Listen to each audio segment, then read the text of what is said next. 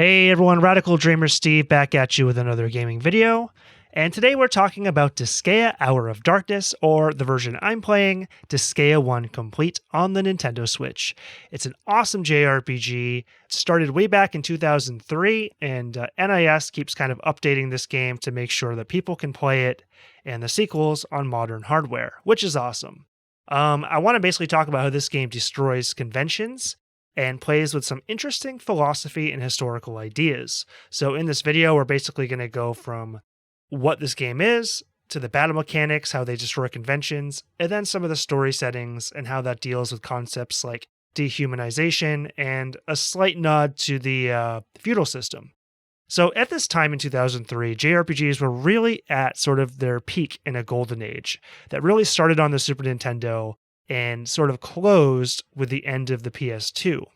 Now, it's a strategy RPG, which is sort of a niche genre. Games like Final Fantasy Tactics and Fire Emblem were really popular, but there were tons of other ones that basically no one had heard of unless you were a massive JRPG nerd or a strategy RPG nerd, because of course there's like Civilization, which is more of a Western style game.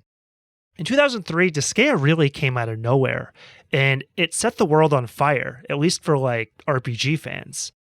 IGN literally had it in the Best Games of 2003 awards and said it was the best game and nobody played.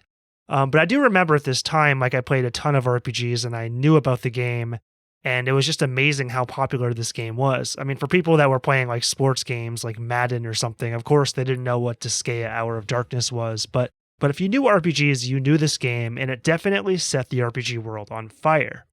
Before Atlas and NIS really played with these kind of games, you had Working Designs, who brought a lot of JRPGs and niche titles over to the West, and they added a Western-style dialogue, Western sense of humor to these games. But Working Designs never had the popularity that NIS currently has. Like, they were a huge cult company. I love Working Designs, but I think Working Designs, like the people of that company, must be staring in awe at the success of Atlas and NIS and a series like Disgaea, which is sort of like what they were trying to bring to Western audiences in the 90s, but it never got popularized until kind of a more modern audience, because now there's tons of JRPGs that Westerners absolutely love that do have this more Western style sense of humor and dialogue thanks to these really great localization teams. So Disgaea definitely sets itself apart by being really hilarious, and it's totally different in terms of the combat and battle mechanics. And let's just dive right into that now. So you think about old strategy RPGs like, Final Fantasy Tactics, Vandal Hearts, Tactics Ogre, among many others. These games were a lot more slow-paced. They had long battles, tons of grinding, and they took a lot of time and energy. Not to say I'm not complaining with these games. They're absolutely amazing games that I absolutely love, but they were kind of slower paced. It required a lot more of the player. And they also kind of had more serious storylines that were steeped in more kind of like Middle Age mythology and history. Like there's a lot of like knights and Templars and lords and like all this terminology coming from the Middle Ages. But Disgaea really takes all of this stuff, all this serious, gritty Middle Age stuff, and just flips it on its head. Yeah, there's still classes, like you still have like, monks and warriors and mages and all that stuff, but they look kind of cutesy. They have kind of funny or unique abilities, and they don't really, the pace of the game and the style of the game feels nothing like those older 90s games. For one thing, there's a lot of like stuff in this game that's totally different, like geopanels. Geopanels are like little colored tiles on the map that come from these kind of geocrystals that can be destroyed, and they kind of dictate how you can play the game. Like maybe they'll boost the experience. Maybe they'll make whoever's standing on it 3 times stronger. And this literally rewrites how every battle can be played out. There's some very unique battles in the game. One off the top of my head was Frozen Hell, I think it was called, where I got into it. I thought it was almost impossible because all the enemies were just like boosted so high I could barely beat them. But they're almost like mini puzzles. Like you don't necessarily need to grind to beat them. There's kind of a strategy you need to figure out. Like in that case, you had to make a tower of your characters and throw them across the map so they could destroy the geocrystals faster than the enemies could destroy your characters. So in that way, it's kind of a puzzle. There's also this way, like I just mentioned, you can toss your characters and you can toss enemies. You can toss an enemy to the side if you want to deal with them later. Maybe you're trying to get on a geo panel. Well, throw one of your characters towards that geo panel, throw an enemy out of the way, and boom, it's yours. So kind of throwing characters is kind of a hilarious technique, but it's actually, it can be used for very strategic purposes. Also the pace of the battles. So like I said, like Final Fantasy Tactics, some of those battles can go like, 30, 40, 50 minutes, hour plus sometimes with some of those old strategy games. In Disgaea, it's lightning fast. Like you can literally skip all animations. You can skip all enemy turns if you want, basically, like in a fast forward feature. Now I want to make a quick note. I don't know if you can actually do this in the original PS2 version. I haven't played it in forever, but in the new remake of it on Switch and then the other consoles, you can definitely skip all the animations and kind of fast forward movement. And you can literally quit any battles like in the middle of it. If you find like, oh my God, like I'm getting my ass absolutely kicked, you can just quit the battle and no consequence whatsoever. So that's awesome. And really grinding's so much fun because battles are just a few minutes each. Like I can't think of any battle in Disgaea that takes like more than like 20 minutes. Like I don't think there are any. So, the pace of the battles is way faster. This really allows you to grind and replay battles and go into stuff like the item world and kind of get through stuff a lot faster. Speaking of the item world, that's a whole different game in itself. Like you can literally go through endless floors of kind of leveling up any item you want, from a potion to a sword to a piece of armor, to make them like absolutely god tier. You could take like a crappy sword you get in the very beginning of the game and take it to the item world and level it up. Now I haven't actually brought a bad item like that to level 100, so I'm not sure how that would compete with like actual shop items you buy later in the game, but it's very ingenuitive. Then there's like the Dark Assembly, where you can literally like pass propositions, stuff like having more expensive items, getting certain types of armor, getting more war funds, which I can never pass, by the way. And you have all these crazy options in the game that are just like absolutely like you can get like totally caught up in just doing the item world. You could spend like tens of hours just doing the item world or messing with the Dark Assembly and leveling up characters. Like it's insane. So in terms of mechanics, this game is totally, it flips every single strategy RPG ever made before it and just flips it on its head. And I have to give this game massive kudos for being like 100% original, or very, very close to it, because it's really hard to be 100% original, let's be honest. Switching gears, as a history lover, I really want to mention this. This game has a kind of a funny nod to feudalism. It's very lightly incorporated in the game. Like this isn't like a critique on the feudal system or a defense of it or anything, but there's kind of a nod to feudalism in the feudal system. So for those of you who might not be history nerds like me, what was feudalism? Well, if you broadly define it, here's what Wikipedia says. It was a way of structuring society around relationships that were derived from holding of land in exchange for service or labor. This was very popular in countries like France and England around 800 to 1200, and it lingered into other parts of the world, even into the 21st century to some extent. So this was massive, but it's very largely associated with the Middle Ages. With this system, there's sort of a triangle structure. There's an overlord at the top. In this case, that would be Laharl. And then there's different tiers of vassals. So there's like major lords, so I guess would be kind of like Etna or Flonne. And then these lords would basically be benefiting the overlord by supporting him politically and militarily. And then these kind of major lords, like Etna, would have their own minor lords. So these might be like the characters you create in Disgaea, who give them political support and military support. And you can see this is kind of becoming like a pyramid. It's bottoming out.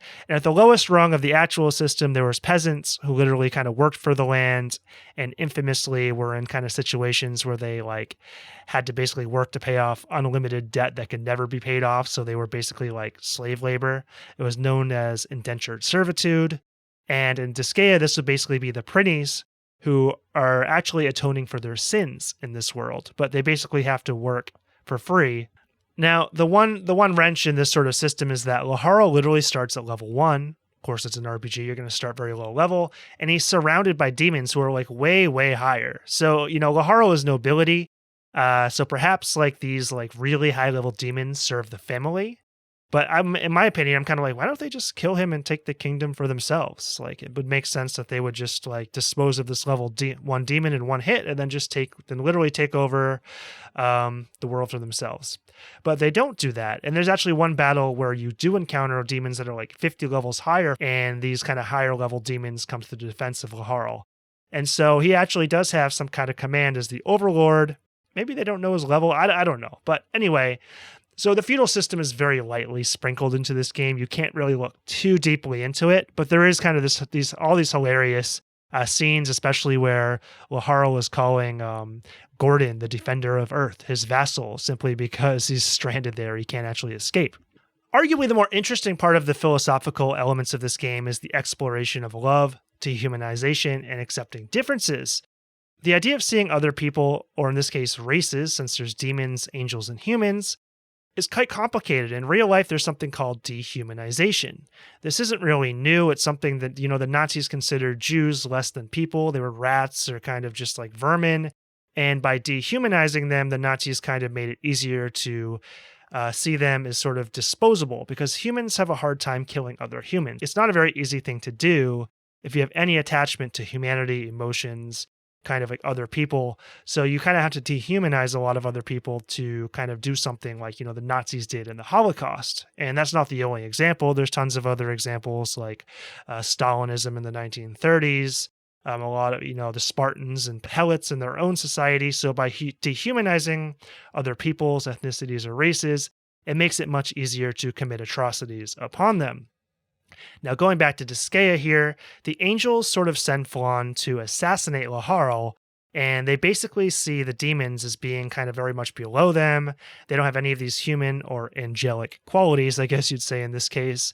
And so they have no problem just sort of disposing them. However, there does seem to be some sort of limited capacity for angels and humans to travel to the netherworld where the demons live. So Flonne she's probably the most important character in the game because she's sent to kill Laharl. And instead of doing so, she basically goes like, oh my God, I can't just kill this person that I don't know. So she doesn't have this kind of concept of the demons being sort of vermin or rats or parasites in her head. She doesn't dehumanize them.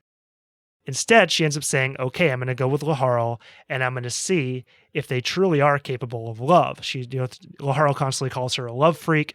In this way, she actually is able to see things from their perspective. So lovely little Flonne questions this, and she sort of decides to follow them, and she really opens the door for the player to see the demons as more than just kind of like unfeeling demons that have absolutely no emotions or capacity for love or kindness whatsoever. We find out that Etna was basically mind-controlled, and that she had a lot of respect for Laharl's parents, and that despite the fact that she doesn't like Laharl, she honors his parents enough to actually defend him. We find out that Laharl was deeply affected by his mother's death, and basically that kind of closed off his emotions. So these demons have a totally different way of expressing love and friendship than the angels might have, but Flonne is able to kind of see through this and understand that the demons do have the same capacity for kindness and love that the angels and humans have, even if they express it differently. And it's the kind of the counter characters like the Archangel and the humans that try to invade the netherworld that basically dehumanize the demons. But of course, they don't really have a leg to stand on when the player has already seen that the demons experience real human or angelic emotions and that they're not rats or inhuman. So I think in this way, Disgaea is arguing that we can't dehumanize. Dehumanizing is literally an excuse to commit atrocities, but it's never actually a viable excuse because humans are all humans, and there's no ethnicity or race that doesn't experience love, doesn't experience kindness, doesn't experience friendship and strong emotions. And when one actually gets close enough to another race or ethnicity, it becomes absolutely impossible to see them as anything less than human. And we see this with Flonne. There's no way Flonne could say that the demons don't experience love or emotions on the same level as the angels do by the end of the game, and even much earlier than that, I would argue. All right, guys, those are really my thoughts on Disgaea. That was a lot to unpack, so sorry if I stuttered a few times there. I hope you enjoyed that. Play this game. It's really awesome. The gameplay is totally different. The story is just, I think there's so much food for thought. A lot of people like to attack the story as being very simple. It's told in very short cutscenes between the battles, but I think there's really, really a lot more going on there than just kind of a comedic, fun story. And so obviously this game's old. A lot of people have already played it, but I never really got to beat this game until recently. So I played it like 6 times, but I've never actually beaten it. So it's really great to actually play through the game now and explore these themes and elements of the story that I never got to experience when I was younger. So go and play it again and see if you guys agree with this or disagree with it. And of course, thanks for watching the video. Game on, and I'll catch you in the next episode. It's your duty as an overlord again? That's right. I'll pound him into submission and make him my vassal.